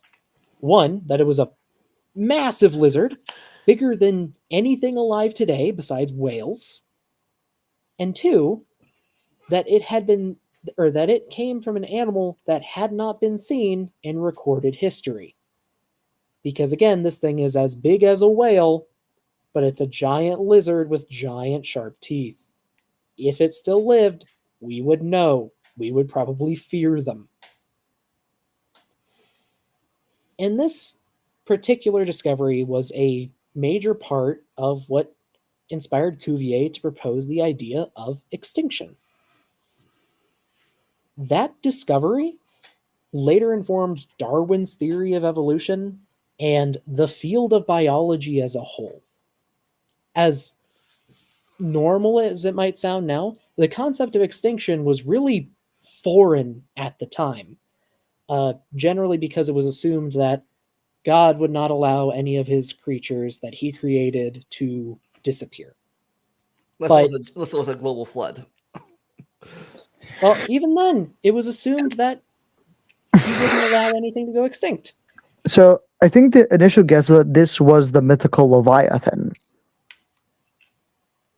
I'm almost sure some people proposed that. I think when it was first discovered, it was just called the something monster, the area from the Muse monster because it's named after the river. Wasn't it after just the called? River Muse. It was called something else though. Yeah. Well, Doc but it looks was at the monster. Yeah, Mosasaurus is the most important creature in paleontology. The great beast or monster of Maastricht. Maastricht. Oh yes, and that's where the because it name was found Maastricht. in Holland, right? Yes, and I believe that's also where the Maastrichtian came from, because that was which is the last period of the last period of the Cretaceous. Thank you. I remember words. And speaking of which, Mosasaurus itself is among the last and the largest ichthyosaurs, Mosasaurs, which are the final group of Mesozoic marine reptiles. And that is the end. Those are the sea monsters, for lack of a better word. You didn't have it on the slideshow, but is there any? Do you have any? Is there like phylogenetic trees of these creatures? Tons. Related. There are. I didn't include any in the slideshow because these things come from all branches of the reptile family tree. Yeah, I know there's any official where they branch off from pictures. There are a bunch. The issue is that with all of them, it's either we don't know, or in the case of like, let's use mosasaurs and metriorhynchids, for example, those are on two opposite sides of the reptilian tree. So a tree, but they look almost identical, at least Yeah. at a glance. So putting all of them in a tree, you'd have to also put birds and dinosaurs and pterosaurs, and yeah. Because like I said, I mentioned earlier, I know mosasaurs are strictly within the lizard branch, but I don't know the other ones. The other ones we don't really know. With Sauropterygians and ichthyosaurs, we don't know. Yeah, because mosasaurs are lepidosaurs, which are lizards. I'll just go back through. Turtles are turtles. Those are easier. Plesiosaurs and their relatives. Sauropterygians, which we don't know where they come from, where they started, are we know they probably they come from somewhere during the Triassic. The issue is that unlike other places where it's just we don't have enough fossils, the Triassic is so weird with its fossils that even if we get the thing we're looking for, we have no idea if it's real because everything else looks dumb and stupid. So we don't know if plesiosaurs are true reptiles or branch off before true reptiles. They're definitely true reptiles. They're definitely true reptiles. They're true reptiles. Right now, the debate seems to be between: are these archosauromorphs? Yeah. Or are they an early branch of the other trees? Yes, which we can't really tell because everything in the Triassic, early Triassic, on land looks the exact same. It looks like some weird crocodile. Yep, and a reminder that as you go back in time, different species start to appear more and more similar. Yeah. Because they're diverging from a common ancestor, so you're getting closer to the divergence. Yeah. The Triassic is when everything splits apart, and most of it within the first 10 million years. So everything looks like a crocodile, everything looks like a lizard, everything looks like a dinosaur, everything looks like a nothosaur. So it's kind of a guessing game, kind of a, hey, this, actually a great quote from a thing I learned today. Everything kind of mismatches depending on where you show the femur in the light. So, and I do want to say, it's not entirely so much a guessing game, more so that we're so close to the origins of these groups that most of them haven't developed the characteristics that we use to identify later members. Actually, a perfect example is Attenborosaurus. Attenborosaurus doesn't have the stuff that a plesiosaur would have. But the issue is that it and its relatives that are pliosaurs look so much like just a basal plesiosaur that they are probably the same thing. Also, yes, Caden, that is true. If Sauropterygians are those, they probably are relatives of turtles. But the problem there is we're not 100% where turtles go. Yeah, we turtles think are there dumb. might be archosaurs, but they're so close to the bottom, we're not sure.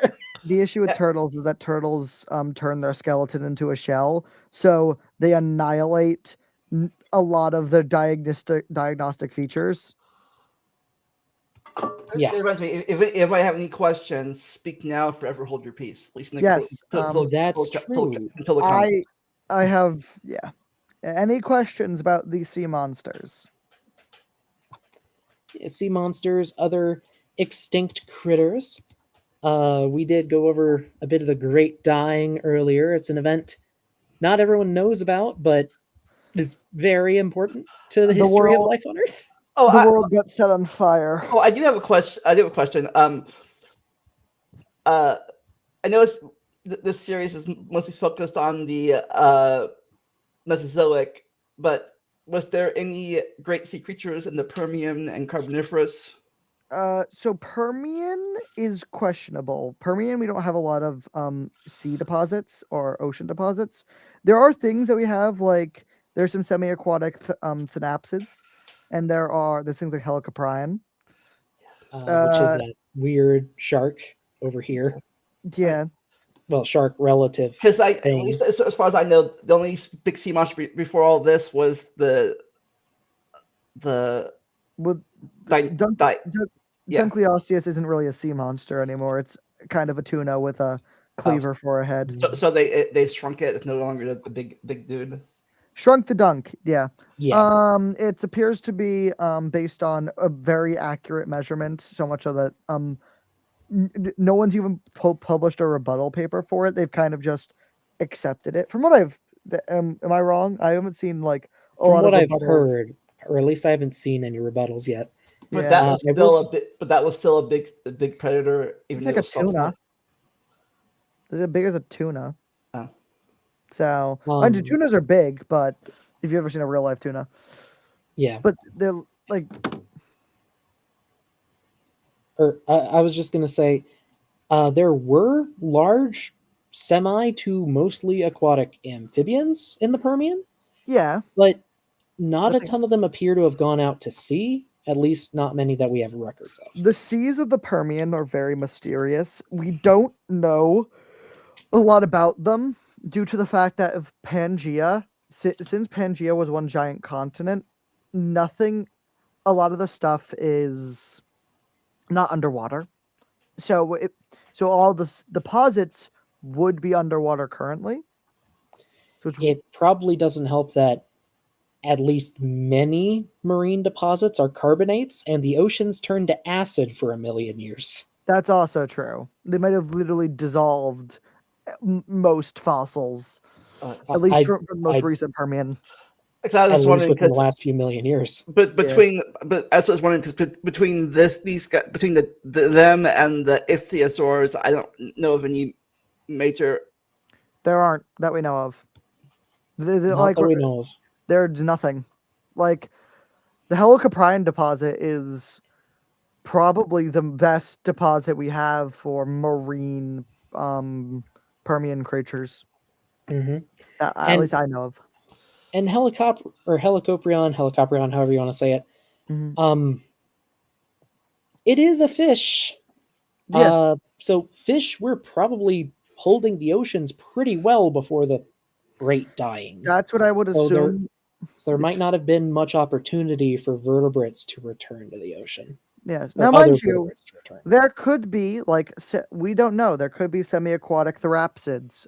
We know there were ones in lakes and streams and rivers. There might have been some that gone out to the ocean. But if they did it in like the past 10 million years, in the last 10 million years of the Permian, as Doc said, they probably were literally like melted. Okay, I gotta bring this up since we're talking about them. But how did the Loch Ness thing start?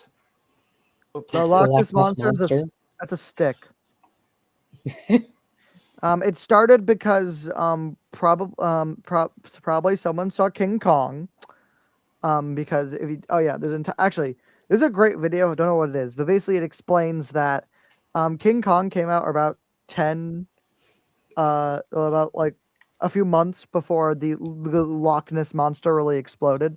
Though of course there's been sea monsters before, but the other thing is that Loch Ness is connected to the sea, so it's probably just a whale penis. Like most sea monsters are just whale penises. A surprising number are. Yeah. So it is probably just a whale that got stuck. The predictions are maybe an elephant, because an elephant also escaped from the circus around that same time, as like the gray blobs were seen Mhm. like running around. So it probably was the elephant escaped. People saw that at night, didn't help. Elephants can also swim, and they do it with their trunks up to breathe. Mhm. Probably also So important, or probably also worth mentioning, the earliest reports of the Loch Ness monster weren't a plesiosaur. Some of them yeah, were gray blobs. Some sounded like a camel. yeah. Some were just a bunch of humps in the water, Hmm. Which which could be a wave with weird e- shadows. or an eel or a log. There are eels in Loch Ness. There are freshwater eels that live in Loch Ness. Hmm. So, yeah, So very high is the probability that this guy lasted for 65 million past the Cretaceous. no, Yes, definitely. guaranteed didn't happen. We don't have fossils of it, He, and he's joking now. I'm aware. Oh, Yeah, I'm saying, yeah, for anyone in this chat. Well, Doc probably says fossil records incomplete. To an extent, if you don't find something for like 50 million years, it doesn't exist. And even with coelacanths have the excuse of being deep water fish. So, mhm. And not only that, coelacanths were known to the local people. They were a surprise to scientists. yes, yeah, people knew what they were. The people fishing there were like, "Yeah, I catch this fish. It's not good," and we throw it back out. But yeah, Yeah. And those guys are uh, Sauripians like us. but What was that? Those guys are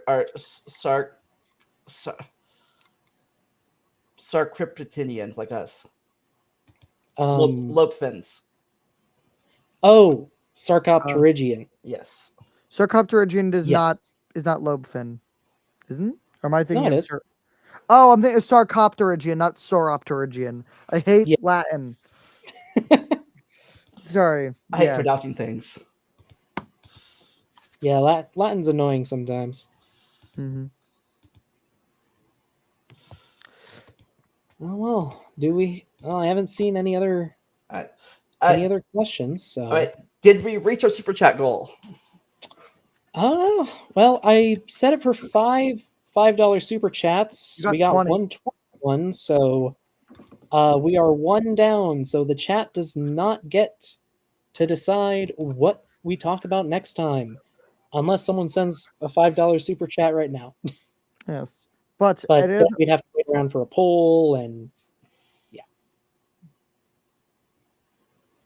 So did not reach the goal, but it is okay. yes. As Better a luck time, better luck next time, people. yes. Thank you guys for having me. This was very fun. Oh, I forgot to mention. I've worked on plesiosaurs before. I've prepped them out. That's as much as I Mhm. can say about it. But yeah, they're Okay, cool. before you go, do you guys anything you want to advertise? Go subscribe to Doc or the rotting corpse of our collective channel. Um, Yeah. so the very fun thing about being all paleontologists in training and having second jobs in the case of me and Doc is that you have no free time, and especially when one of your co-hosts lives in the England, you can't record anything. Ooh, Yeah. favorite depiction of a marine reptile. Hmm. That's hard. Yeah, that's really tough. It's really hard to beat the Liopleurodon from Walking With. Like that's what my brain went to automatically, and it's really hard to beat that. I get that, but the Ophthalmosaurus and especially the puppets they have for them are so good. Yeah, I would say that Prehistoric Planet, well, good. None of those are my canon things anymore. Mm. That's what I go based off of. Which one's my canon? Like my canon Tylosaurus is from Sea Monsters 3D, for example. You know what the answer is? Symbol spondylus from Sea Monsters. That's what the correct answer is. That one's good. I have a weird one because it's not from like a movie or documentary. It's from a game, actually. Which one?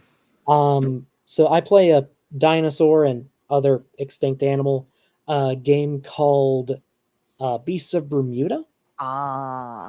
And it's a game where you're a bunch of dinosaurs living on islands or a snake. Or you live in the ocean and you either hunt things in the ocean or you specialize to hunt things on land that swim or that get isolated in water. What was that? Beat yourself. You can do that, and you can make yourself better at doing that. But in Beasts of Bermuda, the sea level changes, and sometimes it changes very dramatically. So much so that most of a landmass can get covered in water, which lets the marine reptiles swim in and go after land prey. And if you are playing a Mosasaurus in this game, which you can grab things and drag them into the ocean. Yeah, it's really fun to do. It's a really fun depiction of the creature, honestly. Yeah, but Beasts of Bermuda is pretty good. So Doc, how is your other series coming along? Your geology series, or whatever it's. Yes. I'm gonna hold off on working on the next episode for another couple days. I've been really busy. I've been stuck inside for a few days. I want to go outside for a bit. Yeah. But after that, I do want to get back to it and my other stuff.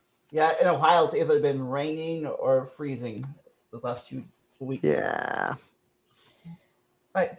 As for me, next Sunday, I will be a guest on Bad Science Sunday with Maya, and I may or may not be doing a reaction video to something I'll be watching next weekend, WrestleMania weekend. Nice. And then in 2 weeks, if we have a thing up, if he's not busy or not, Doc may be back or not. I don't know yet. We'll find out in 2 weeks. Yeah, we will see. All right. Okay. Hope everyone has a good night. Okay. Until then. All right.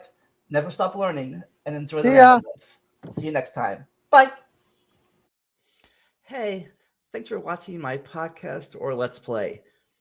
If you want to help support my channel, you can make a monthly or yearly pledge on Patreon, or just a one-time donation on Vimeo, PayPal, or Cash App. For those looking for something to wear, we have some shirts, hats, and other stylish things in our merch store. If you enjoy gaming, you can always follow and sub to me on Twitch. For those who don't want to give money, I have an Amazon and Steam wish list who can help the channel out. And of course, just liking, leaving a comment, and sharing this video helps more than you can imagine. And always remember to never stop learning and enjoy the randomness.